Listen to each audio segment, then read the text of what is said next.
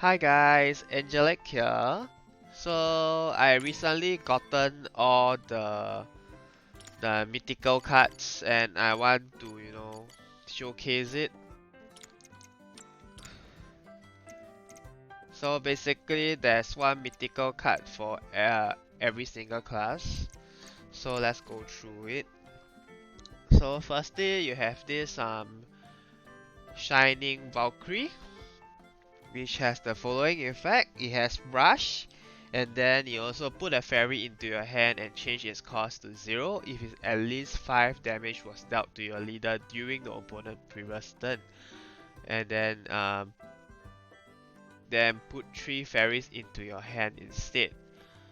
And then every time you strike, when you hit the enemy, you will get additional attack, and that attack is equal to the number of allies fairies in play.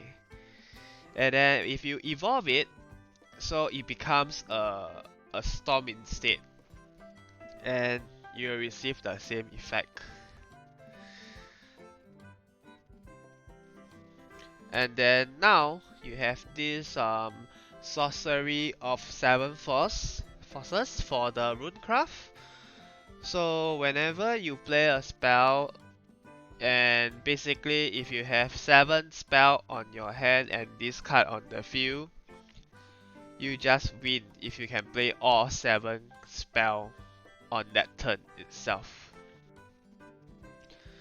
And then if let's say your cost is not that high, it's like very high cost, then you just evolve it and all the cost that is, that is originally 3 costs or less will become 0. So whenever you play a spell, uh, you know, just think about it, and probably even if you want to use this, you just use those that has like 3 cost spell. Yeah, that's just my thoughts. Next for Swordscraft, you have this legendary sword commander. So effect is rush, and then if there's no legendary sword in place, summon the legendary sword. So basically the legendary sword, right, is just an amulet. So whenever the allies attack, you will deal 1 damage to the enemy leader, and then if that follower is that commander itself, you will deal 3 damage instead. It's a very powerful card, and when its attack can be just, any one of the, like, don't have to be the leader. So even if the leader is like, you deal additional 1 more damage regardless who you attack. So it's very strong. Then you also has the effect, if that amulet is up, that this commander will not receive any damage and cannot be destroyed by any card's effect except for direct damage. So basically when you summon it, he can't die. Even, like Shadow, the last word where you destroy the enemy, it can't die. So let's see, yeah, so it doesn't matter if it's evolved or not, it will still be the same. I guess I will show again with all the evolved version. So now is this for the Shadowcraft, you get this Departed Soul Taker. So basically it requires Necromancy 10 to make use of it. So basically it's like a bit of the Nimkis, basically the one that is 8 cost that summon the whole board. But for this case, you summon the one that is already been destroyed to fill up your field. So on your enemy turns, your opponent turns, right? Whenever any of your allied followers destroyed, you will resummon the copy of that follower. So it's a bit like, that duelist that always come back to life.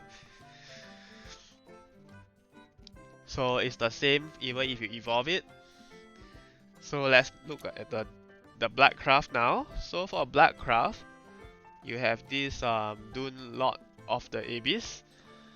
So this card here, I feel like it's very powerful. Like the effect is Storm. Basically, you can attack it straight away, and then you see the effect. You will deal X damage to all other followers. So basically, the X is equal to your leader defense. So it really depends on, like, you know, how many leader defense you have. But to be honest, I feel like if you have like just 6 and above, right, you guarantee win already. Because will there be a ward that, you know, defends it, you know, that like a ward that has 6 health? I don't think you will see that often. But I guess the only way to counter this is you have a Shadowcraft or like a Swordcraft that the ward follower, right, every time it dies you summon more wards.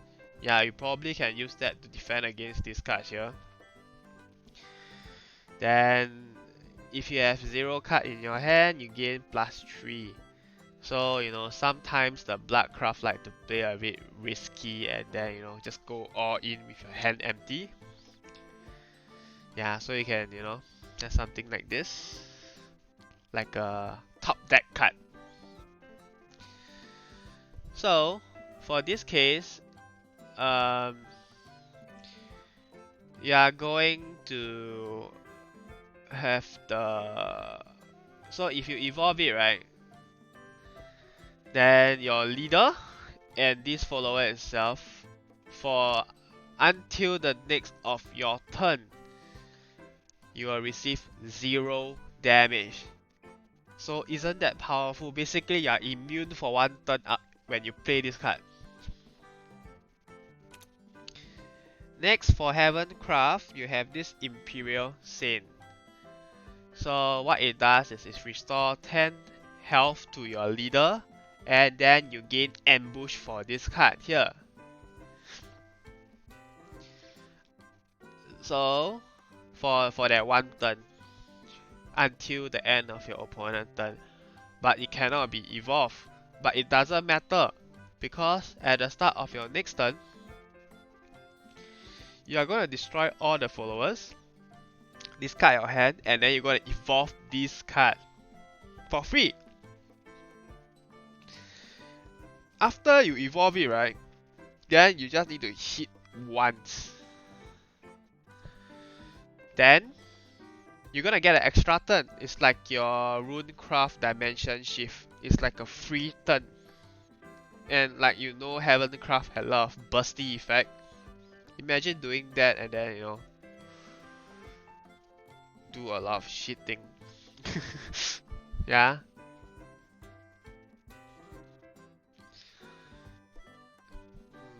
But I guess you should use a lot of Storm card with Heavencraft, but I can't remember any Storm card in my head now.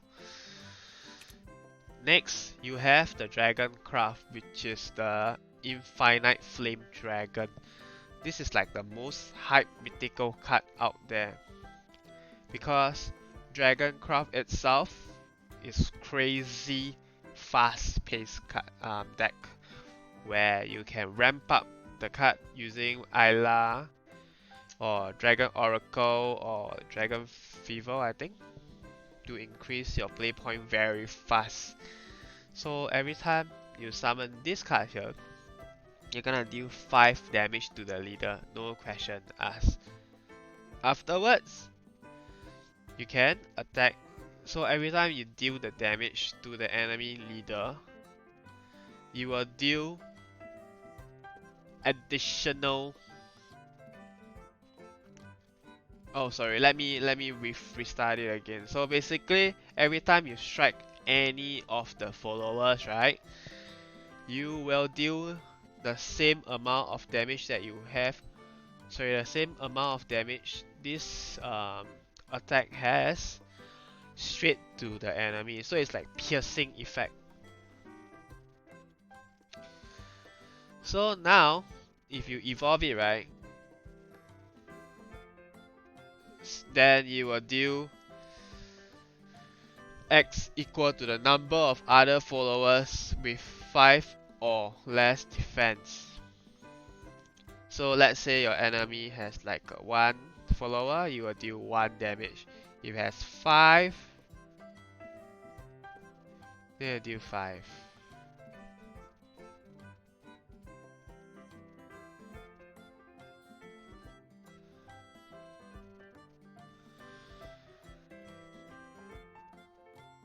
Sorry, did I read that correctly? X equal to the number of other followers within 5 or less defense. Then you destroy all other followers with 5 or less defense. It's equal to the number.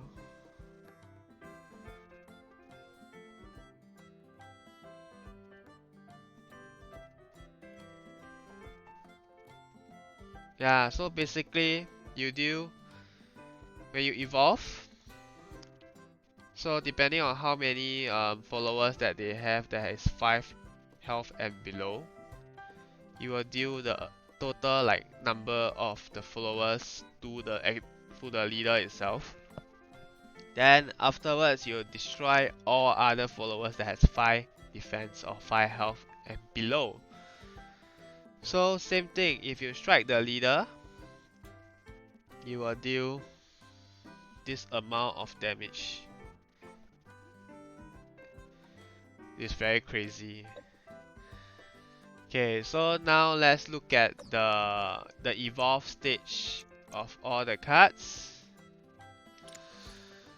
So this is what it looks like for the evolve stage.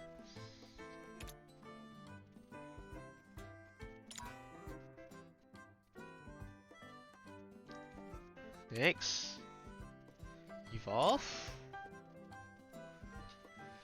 Next, evolve. And then next, evolve. Next, evolve. And then next, you evolve. So luckily this infinite flame dragon, even when evolve, is still doing 10 damage. So that's good. But it's just that, imagine, right? Just imagine the enemy has full health. So, and then it has like 5 followers that is 5 health and below. So you just summon this, right? And then you deal 5 damage. So the enemy leader already have 15 health. And then when you evolve it, and then you will deal you will kill all the followers, all the 5 followers, and then you will dealt that 5 damage to the enemy leader. Afterwards, you will use this guy and attack the leader which has remaining 10 health. Like, it's very crazy, right? This card. Yeah, I guess that's it for my video. Afterwards, I will try to fit in the cards into decks. Hopefully you guys can look forward to it. Alright, see you guys next time. Bye bye.